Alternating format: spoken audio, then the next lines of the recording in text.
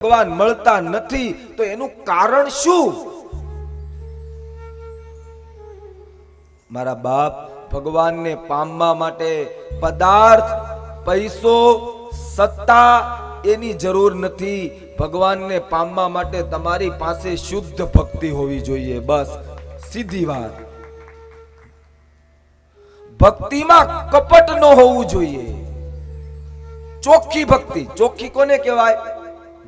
અને ચોખ્ખી ભક્તિ તમને ક્યારે ખબર પડે કે મારી ચોખ્ખી ભક્તિ છે?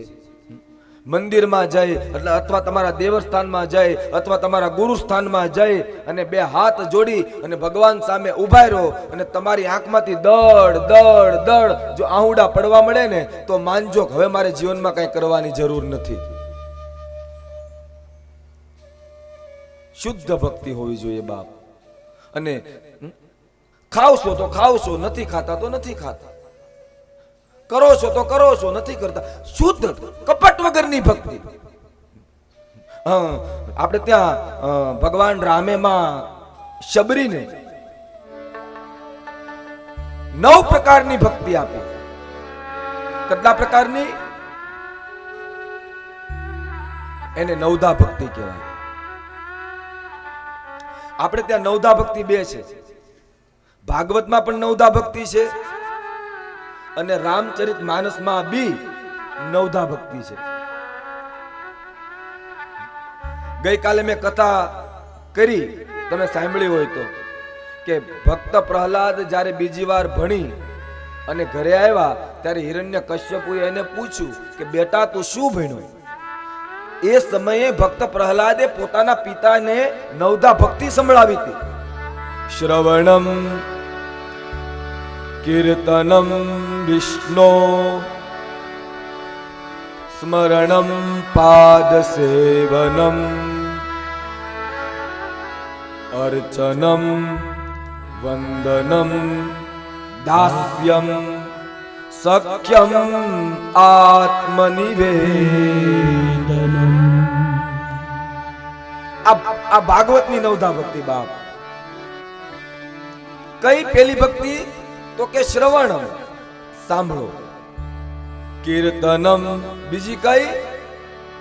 તો કે કીર્તન કરો. ત્રીજી ભક્તિ તો કે સ્મરણમ, ભગવાનનું સ્મરણ કરો.